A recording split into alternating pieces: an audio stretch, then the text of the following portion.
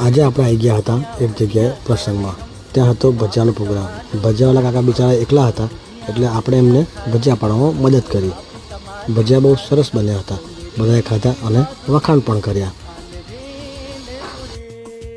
दुनिया जुटाए सितम के धक्का गुजिया भजिया खा ले हम चलो बाप कमाल उड़ा ले हम चल गुजिया भजिया